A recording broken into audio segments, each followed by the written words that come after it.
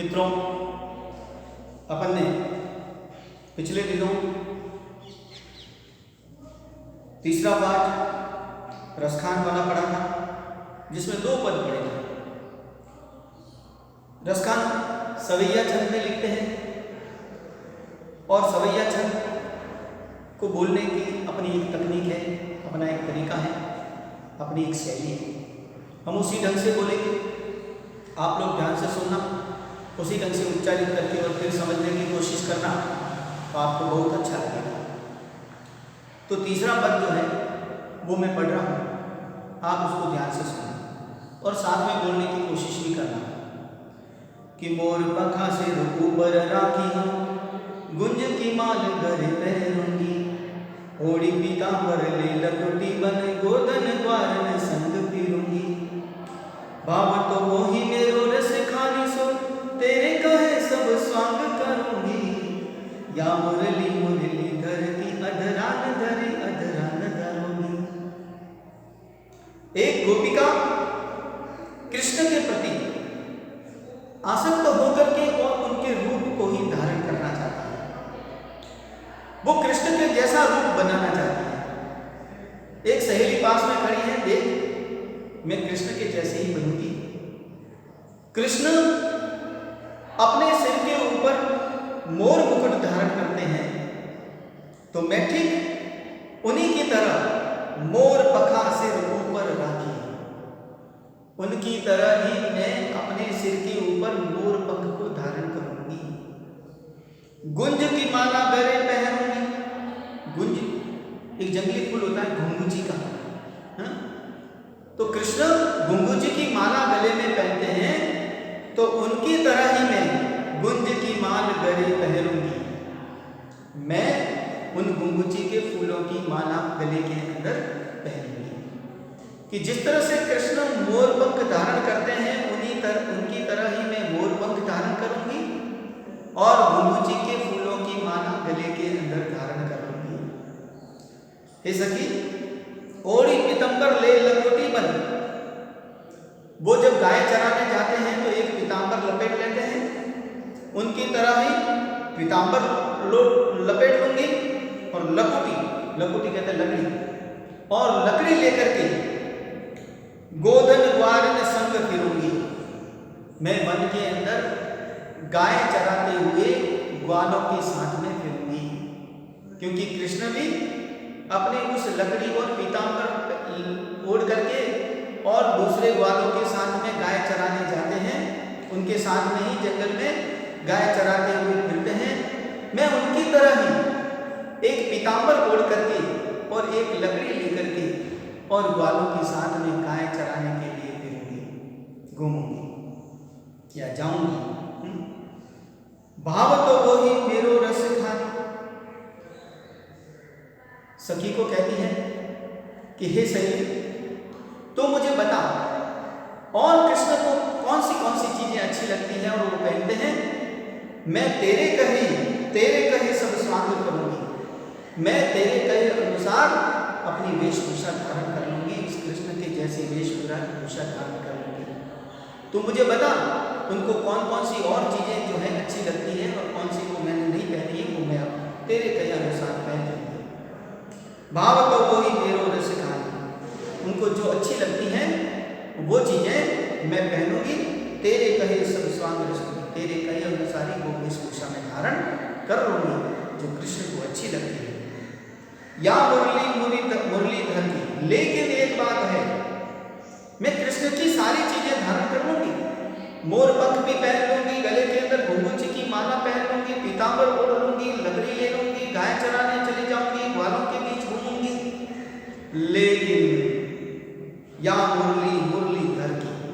लेकिन ये बंसी जो है वो कृष्ण की है। ये कृष्ण के अधरों पर पड़ी रहती है, जो होठों के ऊपर पड़ी रहती है, इसलिए अधरान धरी। देखो इसका पद का अलग अर्थ है कि जो होठों पर रखी हुई है, और फिर अधरा ना धरूंगी, ये तीन पद अलग। तो मैं उस बंसी को अपने होठों पर नहीं रखूंगी, क्योंकि वो कृष्ण को बहुत प्यारी है। वो बंसी जो है वो दूसरे होठों पर रखेंगे तो उनको अच्छा नहीं लगेगा। इसलिए वो बंसी तो श्री कृष्ण को ही अच्छी लगती है, इसलिए मैं अपने होठों पर उस बंसी को नहीं रखूंगी। वो बंसी तो कृष्ण के होठों पर विराजित है, उनको ही शोभायमान देती है, इसलिए मैं उस बंसी को धारण नहीं करूंगी, बाकी सारे वेशभूषा कृष्ण की धारण कर लूंगी। इस प्रकार रसदान कवि जो है, एक गोपी की कृष्ण के प्रति कितनी आसक्ति है कि वो उन्हीं का वेश धारण करके और कृष्ण में ही रखना चाहती है ना, उनका पास जाने के लिए, उनके प्रति आस्था प्रकट करने के लिए वो उनका ही रूप धारण करती है। तो इस प्रकार एक गोपिका के द्वारा कृष्ण के रूप धारण करने के अंदर कौन कौन सी चीजें वो ग्रहण करती है, पहनती है, उसके बारे में उन्होंने वर्णन किया। अंतिम पद में भी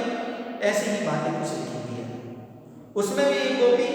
कृष्ण के प्रति अपनी आसक्ति प्रकट कर रही है, बंसी के प्रति अपनी आसक्ति प्रकट कर रही है,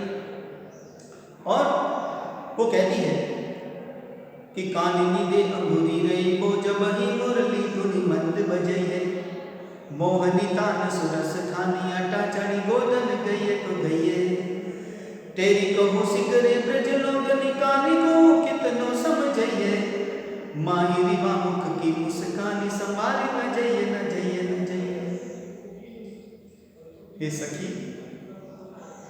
जब कृष्ण मुरली बजाएंगे तो काननी दे अंगूरी रही वो, रोग यानी रखूंगी, अंगूरी यानी अंगुली, काननी यानी काननी। जब कृष्ण मंद मंद बंसी बजाने लगेंगे, मुरली बजाने लगेंगे तो उनकी तान बड़ी प्यारी है, लेकिन मैं अपनी कानों में अंगुली रख लूंगी क्योंकि वो मुझे आकर्षित न कर सके, इसलिए मैं तो कृष्ण के प्रति आसक्त हूँ, उस मुरली के तान में मैं कहीं आसक्त न हो जाऊं, इसलिए मैं अपने कानों में अपनी अंगुली रख लूंगी। मोहनी तानी नसो रस खानी, कि जब कृष्ण अगर किसी अटारी पर चढ़ करके, अटारी पर चढ़ करके और मनमोहक राग, तान यानी राग, कि कोई मनमोहक राग के अंदर गोधन गई तो गई, गोधन कहते हैं राग का नाम है, गाने के अंदर, संगीत के अंदर अलग अलग गीतों की रागें होती हैं, गाने की जो उतार चढ़ाव होते हैं वो राग होती है। तो जो गोधन राग है वो अगर मीठी आवाज के अंदर कृष्ण गाते हैं तो गाए, मैं उसकी तरफ कोई ध्यान देने वाली नहीं, उसके प्रति कोई आसक्त होने वाली नहीं हूं। तेरी कहो सिगरे ब्रज लोगनी, तेरी यानी बुलाकर, पुकार कर, मैं सारे सिगरे यानी सारे, ब्रज लोगनी यानी ब्रजवासियों को, ब्रज के लोगों को, कि कहली यानी कल को यानी कोई, कितनों समझिए, कितना भी मुझे समझा दे, पर माई माँ मुख की मुस्कान, हे माई अगर मुझे कोई वो कृष्ण की मुस्कान देखने को मिल गई तो संभाली न जाइए न जाइए न जाइए, तो मैं किसी के संभलूंगी नहीं,